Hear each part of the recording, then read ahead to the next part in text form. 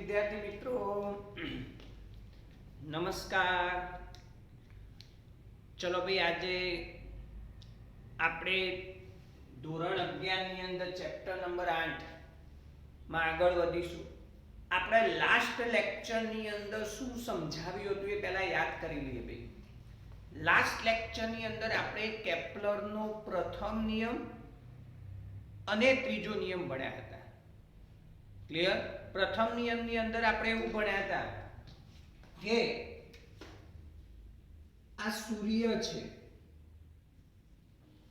સૂર્યની આસપાસ ગ્રહો દીર્ઘવૃત્તીય કક્ષાની અંદર ભ્રમણ કરે છે. કેવી ભાઈ?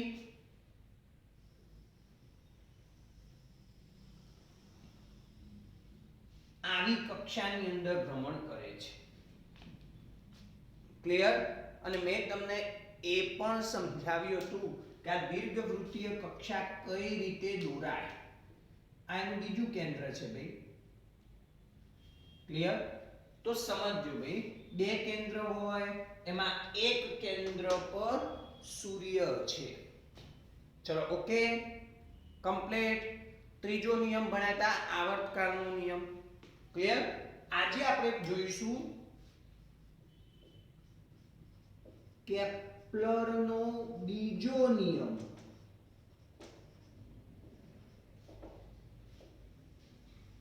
કેપ્લરનો બીજો નિયમ અથવા એને કહેવાય ક્ષેત્રફળનો નિયમ.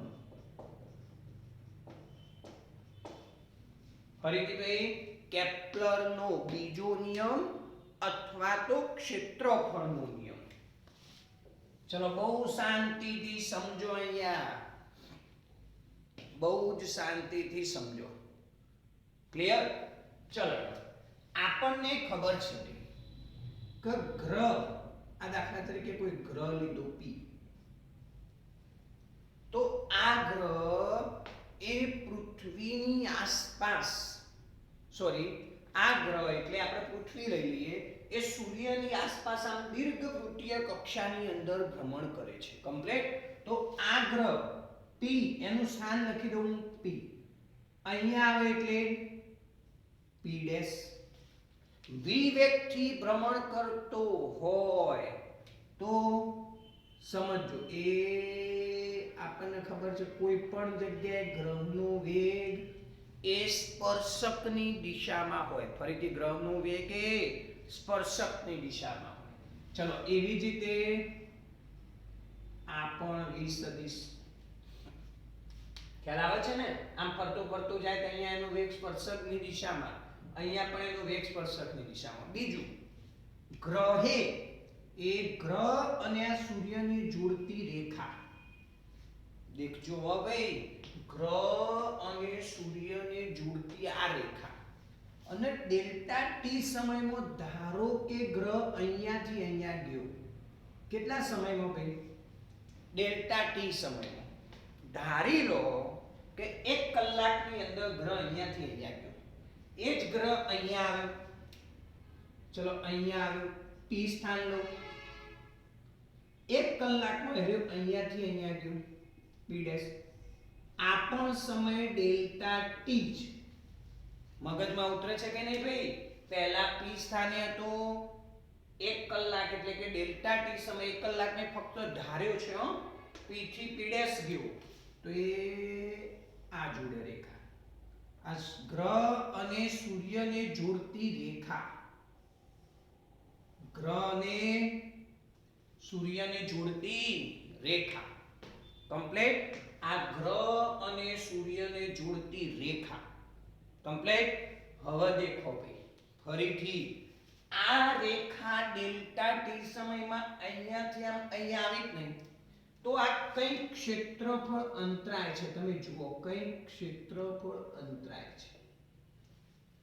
ફરીથી, અને એ જ રીતે 1 કલાકમાં ગ્રહ ફરતો ફરતો ફરતો ફરતો ફરતો ફરતો ફરતો ફરતો અહીંયા આવ્યો, અને અહીંયાથી પાછો અહીંયા 1 કલાકમાં આવ્યો, તો આ પણ કઈ ક્ષેત્રફળ અંતરાય છે. તો આના માટે ભાઈ કેપ્લરે બીજો નિયમ આપ્યો. તો કેપ્લરનો બીજો નિયમ શું છે? તો સમજો, ગ્રહ અને સૂર્યને જોડતી રેખાએ,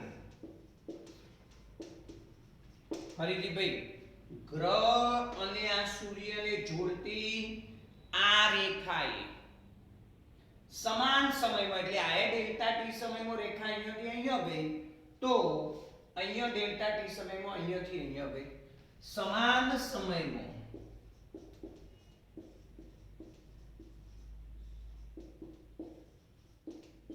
આંતરિક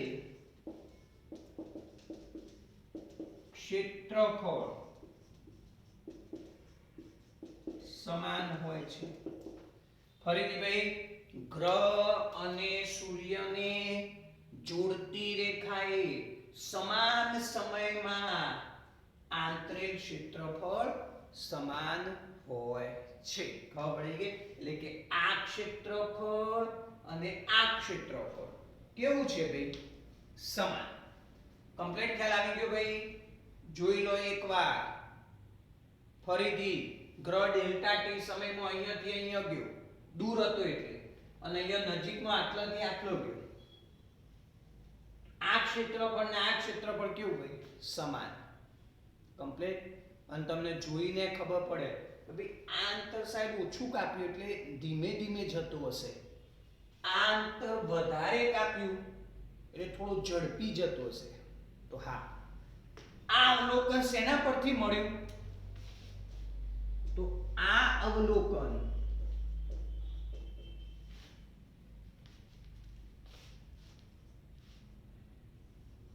એ પરથી મળ્યું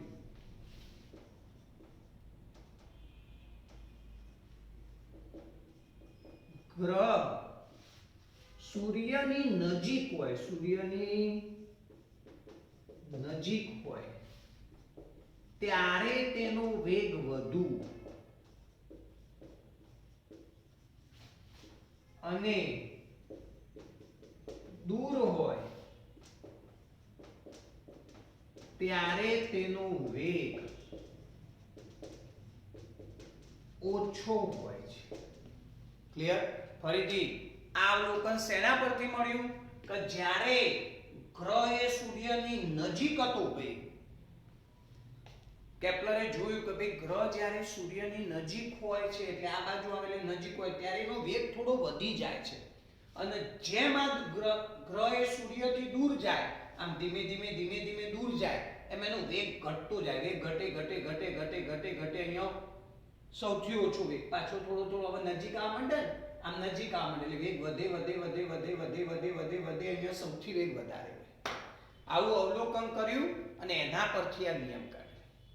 ખ્યાલ આવી ગયો? અને આ નિયમ દરેક કેન્દ્રીય બળ માટે લાગુ પાડી શકાય. ફરીથી ભાઈ, આ નિયમ દરેક કેન્દ્રીય બળ માટે લાગુ પડે.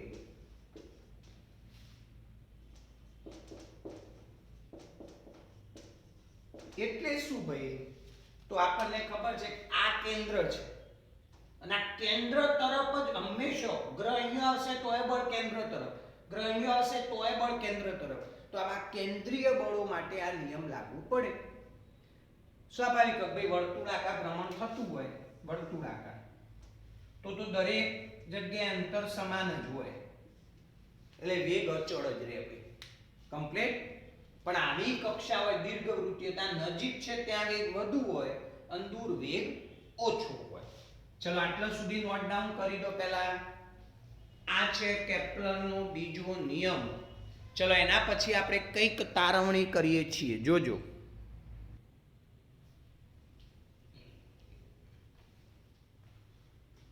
ચલો ભાઈ, આટલા સુધી ખ્યાલ આવી ગયો? કમ્પ્લીટ નોટ ડાઉન કરી દીધું ને? ઓકે. હવે આગળ આપણે આના પરથી સાબિત કરીએ ભાઈ કે ગ્રહનું કોણીય વેગમાન અચળ હોય છે.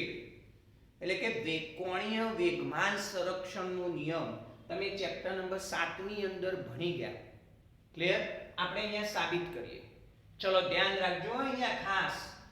પહેલા જ મને એમ કહો, હું આ ત્રિકોણ લઉં, આ ત્રિકોણ,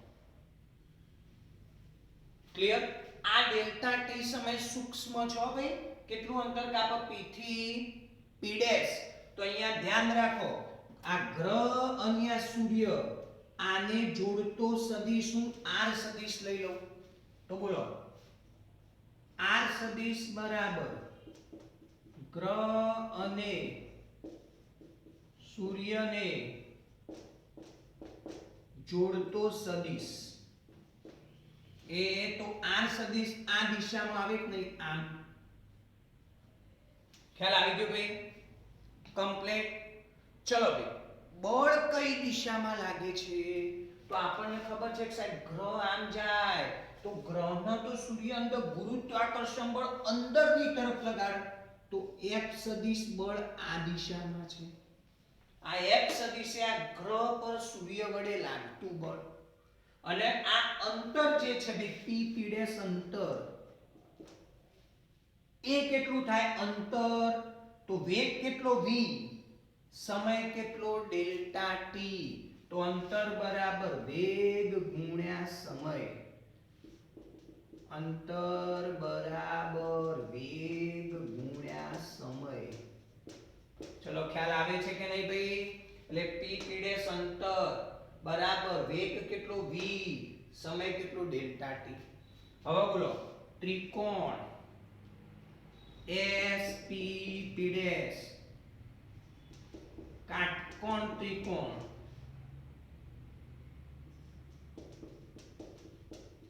માટે કમ્પ્લીટ, અથવા તો ત્રિકોણ s p p' માટે આપણને ખબર છે કે ત્રિકોણનું ક્ષેત્રફળ, ધ્યાન રાખજો, ત્રિકોણનું ક્ષેત્રફળ બહુ શાંતિથી સમજી લો. આપણને ખબર છે ડેલ્ટા એ સદિશ લખું, ખાલી સૂત્ર લખી દઉં 1/2 બોલો એડો પાયો ગુણ્યા વેગ. આ તો ખબર પડે છે કે નહીં? ફરીથી ભાઈ ત્રિકોણનું ક્ષેત્રફળ 1/2 પાયો ગુણ્યા વેગ. ચલો આટલું પહેલા મગજમાં ઉતારો, આમાં વિચારો કે આ ત્રિકોણને કાટકોણ લીધો, તમને એમ થાય સાહેબ આ કાટખૂણો તો બનતો નથી. ખાલી સિમ્પલ વિચારો ભાઈ કે આ ડેલ્ટા ટી સમય ખૂબ નાનો લીધો છે, અને ખૂબ નાનો હોય એટલે અંતર ઓછું કપાય, એટલે લગભગ આવી રીતે જ બને સીધું. ખ્યાલ આવી ગયો ભાઈ? કમ્પ્લીટ. જોઈ લો અહીંયા ઝડપથી.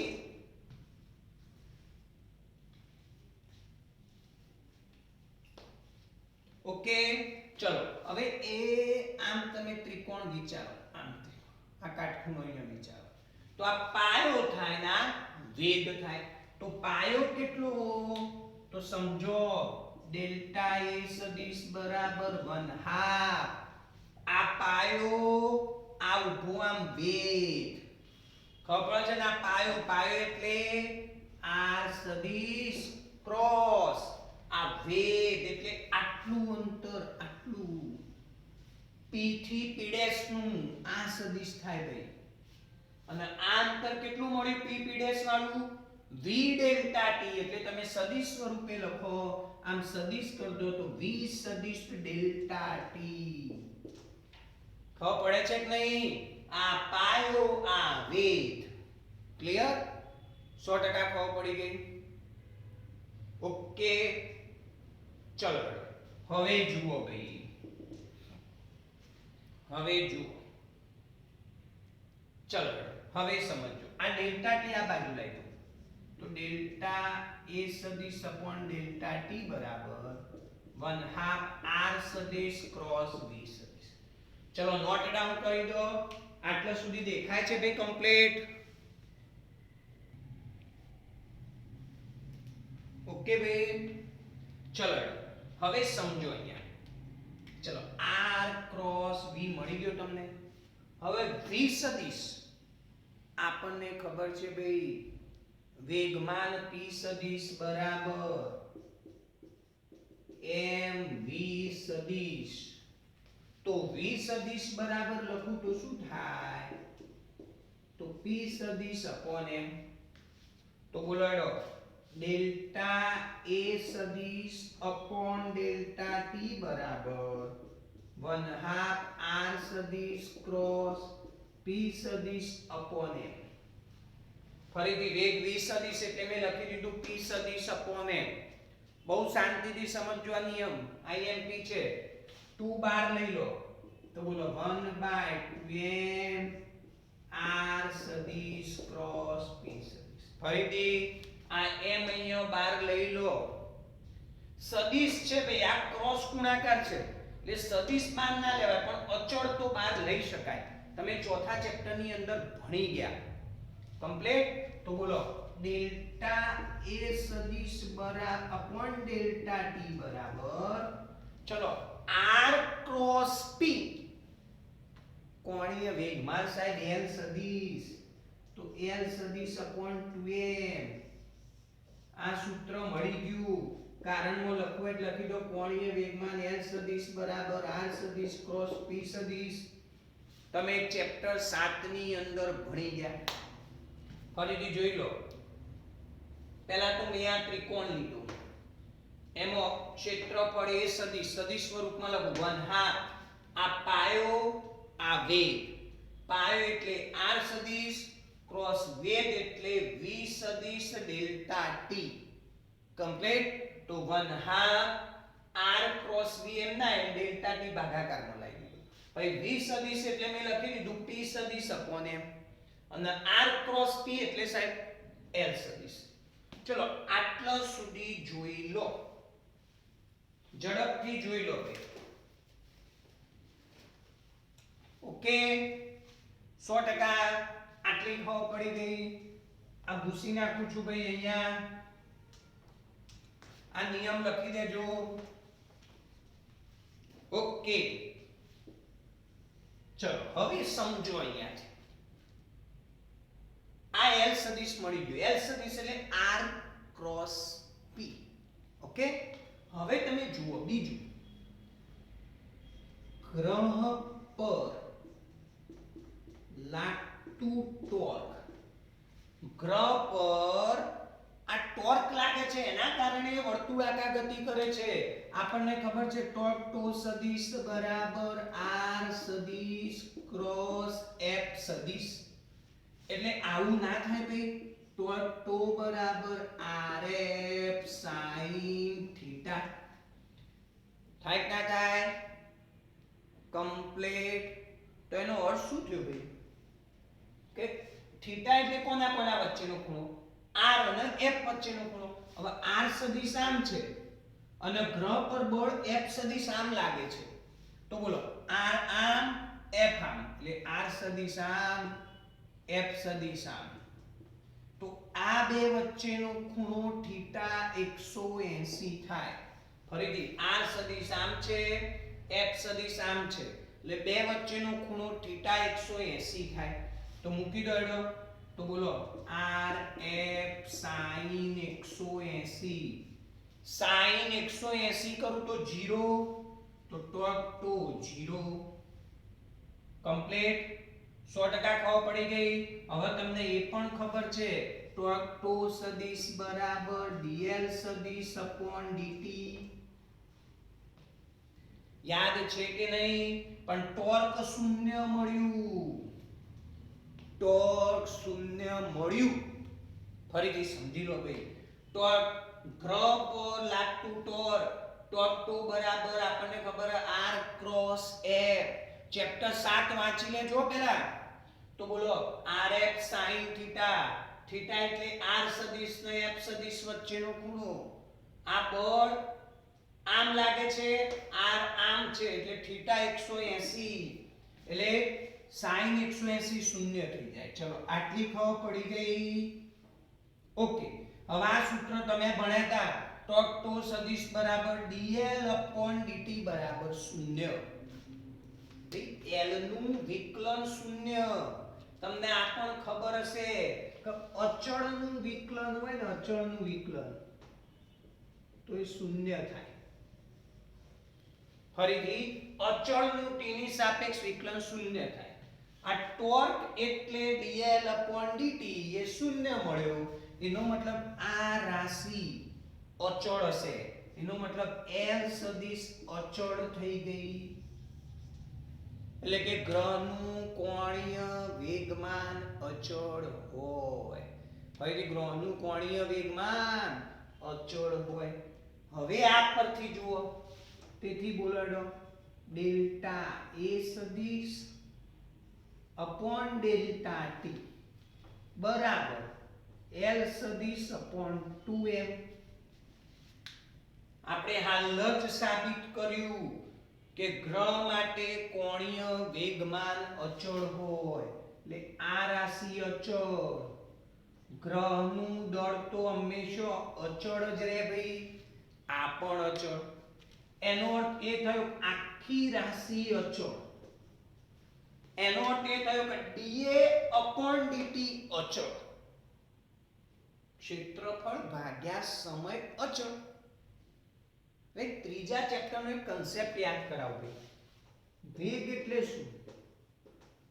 અંતર ભાગ્યા સમય. અને તમે કહો રેખીય વેગ. કયો વેગ કહેવાય? રેખીય વેગ. એટલે શું? સમય સાથે અંતર બદલાય. સમય વધે એમ અંતરમાં ફેરફાર થાય. ફરીથી સમય સાથે અંતરમાં ફેરફાર થાય. અહીંયા સમય જાય એમ ક્ષેત્રફળમાં ફેરફાર થાય. જો સમય વધારો તો આ ક્ષેત્રફળ વધે, વત્રાતું ક્ષેત્રફળ વધે. સમય વધે ક્ષેત્રફળ વધે. એટલે પેલો રેખીય વેગ કહેવાય. કોઈ ક્ષેત્રફળ ભાગ્યા સમય એટલે ક્ષેત્રીય વેગ કહેવાય. એનો અર્થ એવું કહેવાય ગ્રહનો કયો વેગ ભાઈ? ક્ષેત્રીય વેગ બરાબર કેવું? અચળ. ખ્યાલ આવી ગયો? કમ્પ્લીટ. એટલે તમે કેપ્લરના બીજા નિયમ પરથી સાબિત કરી શકો છો કે ભાઈ ગ્રહનો ક્ષેત્રીય વેગ હંમેશા કેવો રહે છે? અચળ રહે છે. કમ્પ્લીટ. જોઈ લો અહીંયા ભાઈ ઝડપથી.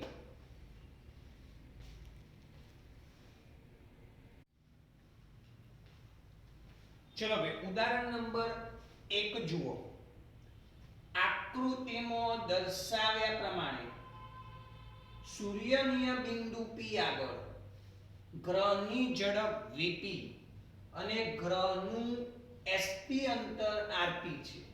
તો હવે સમજો ભાઈ એવું કહ્યું છે કે અહીંયા આ નજીકનું બિંદુ P છે કે જેનું અંતર rp છે. કમ્પ્લીટ. એટલે કે vp rp અને અહીંયા એનો વેગ p આગળ ગ્રહનો વેગ vp છે ભાઈ. ચલો આટલું ખ્યાલ આવી ગયો? કમ્પ્લીટ. તો આપણને ખબર છે કે આમ જોવા જઈએ તો આ rp સદિશ અને આ vp સદિશ. એ જ રીતે a આગળ એ આ અંતર લો તો એ r a થઈ જાય ભાઈ અંતર. એટલે કે ra સદિશ અને અહીંયા વેગ va સદિશ. કમ્પ્લીટ ખબર પડી ગઈ? ક્લિયર? તો એવું કહ્યું છે.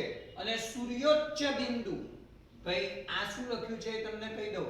સૂર્યનીય બિંદુ એટલે નજીકનું બિંદુ અને સૂર્યોચ્ચ બિંદુ એટલે સૂર્યથી દૂરનું બિંદુ, સૌથી દૂરનું બિંદુ. ઓકે. ચલો એ આગળની અનુરૂપ રાશિઓ સાથેનો સંબંધ મેળવો. પહેલા આટલા સુધીનો આપણે ક્વેશ્ચન ગણીએ. એટલે પ્રશ્ન તમને એવો કયો છે કે P આગળ અને A આગળની રાશિઓ કઈ કઈ?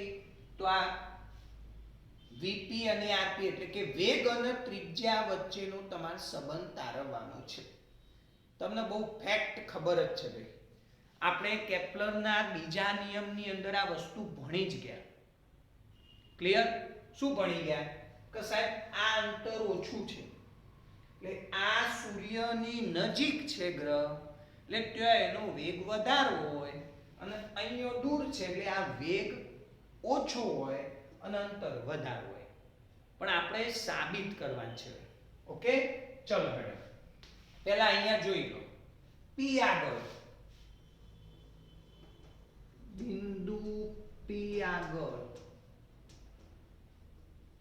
ગ્રહનું વેગમાન. ફરીથી ભાઈ બિંદુ P આગળ ગ્રહનું વેગમાન L P સદિશ લખું તો ભાઈ ધ્યાન રાખજો પહેલા તો દરેક બિંદુ આગળ લખી દો બિંદુ P આગળ શું થવાનું છે ભાઈ રાશિ જુઓ લખાવો બિંદુ P આગળ લખાવો તો ગ્રહનો વેગ vp ગ્રહનો વેગ vp ચલો સૂર્યથી ગ્રહને જોડતો સ્થાન સદિશ કયો થવાનું ભાઈ rp સદિશ અને ગ્રહનું દળ mp ક્લિયર તો બોલો ગ્રહનું કોણીય વેગમાન શું થાય ગ્રહનું કોણીય વેગમાન બોલો p આગળ ગ્રહનું કોણીય વેગમાન lp સદિશ આમાં હું ડિટેલમાં લખું છું પછી એ આગળ હું ડાયરેક્ટ લખી દઈશ ધ્યાન રાખજો હો તો બોલો ગ્રહનું કોણીય વેગમાન સૂત્ર શું r સદિશ ક્રોસ p સદિશ યાદ છે કે નહીં અને આ p ની જગ્યાએ તમે આવું લખતા હતા mv સદિશ કમ્પ્લીટ ખ્યાલ આવી ગયો ભાઈ જોઈ લો અહીંયા એકવાર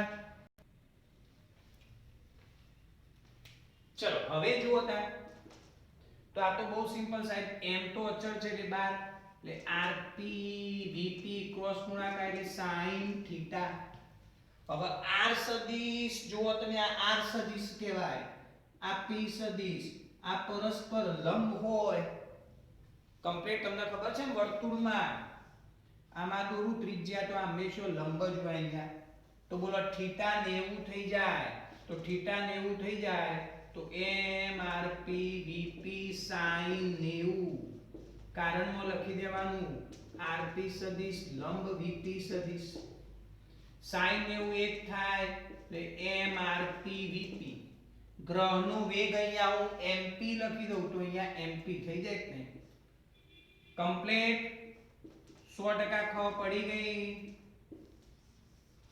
આ સદિશ સ્વરૂપમાં તો અહીંયા એનું મૂલ્ય લખી દીધું એટલે અહીંયા સદિશ લખવાનું નહીં અને જો કોઈને ડાયરેક્ટ ખબર પડતી હોય અથવા ડાયરેક્ટ યાદ રાખેલું હોય કે જ્યારે r સદિશ અને v સદિશ આમ લંબ હોય ત્યારે કોણીય વેગમાન mvr થાય તો તમારે આ લખવાની કોઈ જરૂર નથી ડાયરેક્ટ લખી દેવાનું કઈ રીતે લખવાનું જો હું અહીંયા લખું છું ધ્યાન રાખજો ડાયરેક્ટ લખી દેવાનું કયા ચલો બિંદુ a આગળ આવી રીતે તમે ડાયરેક્ટ પણ લખી શકો ચલો બિંદુ a આગળ શું છે v અને ra સદિશ લંબ va સદિશ તેથી ગ્રહનું કોણીય વેગમાન la લખું તો સીધું mvr અહીંયા va ra ગ્રહનું દળ mp ગ્રહનું દળ ma ના લખી દેતા હો ગ્રહ અહીંયા જાય નું દળ તો mp જ રહે ચલો ખ્યાલ આવી ગયો એટલે આટલું લાંબુ ના લખવું હોય તમે ડાયરેક્ટ આવી રીતે લખી દેશો તો પણ ચાલશે ઓકે ચલો હવે કોણીય વેગમાન સંરક્ષણના નિયમ પરથી ફરી ભાઈ કોણીય વેગમાન સંરક્ષણના નિયમ પરથી કોણીય વેગમાન સંરક્ષણનો નિયમ શું હતો તો સાહેબ અહીંયા જેટલું વેગમાન હોય એટલું જ અહીંયા હોય એટલે કે p આગળ વેગમાન lp la n p આગળ વેગમાન સમાન જ રહે ચલો p આગળનું વેગમાન તો સૂત્ર આવે mp rp vp a આગળનું વેગમાન mp va ra કમ્પ્લીટ તો mp mp કટ તો vp va બરાબર RA/RP. ચલો આટલા સુધી ખ્યાલ આવી ગયો. ફરીથી VP/VA બરાબર RA/RP. કમ્પ્લીટ. ખબર પડી ગઈ. મેં કયો નિયમ આપ્યો? કોણીય વેગમાન સંરક્ષણનો નિયમ. ક્લિયર? એટલે કે ગ્રહનું કોણીય વેગમાન અચળ જ રહે. અહીંયા લો અહીંયા વેગમાન તો સમાન જ હોય. એટલે જેટલું p આગળ વેગમાન હોય એટલું જ a આગળ વેગમાન હોય. પહેલા આટલી ખબર પડી. જો બહુ સિમ્પલ દાખલો, બહુ સિમ્પલ. પહેલા મેં શોધ્યું અહીંયા વેગમાન, ડાયરેક્ટ લખી દેવાનું mvr. a આગળ વેગમાન ડાયરેક્ટ લખી દેવાનું mvr. ઓકે? પછી વેગમાન સંરક્ષણનો નિયમ, p આગળ જેટલું વેગમાન છે એટલું જ a આગળ હોય. એ બે સરખાઈ દીધા તો આ સંબંધ મને મળી ગયો. જે માંગ્યું તો એ શું માંગ્યું તું? કે p અને a આગળની અનુરૂપ રાશિઓનો સંબંધ મેળવો. કમ્પ્લીટ. હજુ તમારે સંબંધ મેળવવો હોય તો જુઓ, આમાં vp ઉપર છે, rp નીચે છે. એનો મતલબ શું થાય? કે v ચલે છે 1/r. અંતર વધે, વેગ ઘટે. અને આપણને ખબર કયું અંતર વધારે? તો સૂર્યથી a નું અંતર વધારે છે. એટલે RA > RP. ફરીથી સૂર્યથી a નું અંતર વધારે છે અને સૂર્યથી p નું અંતર ઓછું છે. એટલે અંતર વધારે, વેગ ઓછો. એનો મતલબ VA < VP. એટલે a આગળ વેગ ઓછો. જો અહીંયા વેગ ઓછો આવી ગયું નહીં, અને અહીંયા p આગળ વેગ વધુ. થઈ ગયું નહીં ભાઈ? કમ્પ્લીટ. આ તમને સંબંધ મળી ગયો. અને આમે આપણે કેપ્લરના બીજા નિયમ પરથી જોયું જ હતું ભાઈ. ઓકે? બીજું શું કહ્યું છે? કે BAC અને CPB. BAC એટલે આ અર્ધવર્તુળ અને CPB આ અર્ધવર્તુળ કાપતો સરખો સમય લાગશે. તો ભાઈ જુઓ, આ BAC માં જાય ને આમ આટલા, તો આટલા ભાગમાં એનો વેગ ઓછો હશે. જો વેગ ઓછો છે અહીંયા, એટલે સમય સિમ્પલ ઓટોમેટિક સમય વધુ લાગે. અહીંયા એનો વેગ વધુ છે આ ભાગમાં, એટલે સમય ઓછો લાગે. કમ્પ્લીટ. એનો અર્થ શું થયો ભાઈ? તેથી બોલો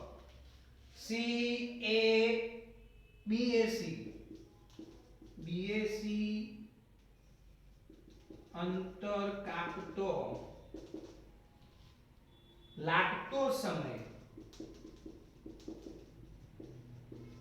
એ કોના કરતો ભાઈ? BPC અંતર કાપતા લાગતા સમય કરતો વધુ હશે. ખબર પડી ગઈ ભાઈ? BAC અંતર કાપતા લાગતો સમય એ BPC અંતર કાપતા લાગતા સમય કરતો વધુ હશે. એટલે આ સમય વધુ હશે. જો અહીંયા મેં લખ્યું છે સમય ઓછો. ખ્યાલ આવી ગયો? કમ્પ્લીટ. ઉલટું પણ લખાય કે ભાઈ BPC અંતર કાપતો લાગતો સમય ઓછો હશે. એવી રીતે પણ લખી શકાય. ચલો નોટ ડાઉન કરી દો ઝડપથી.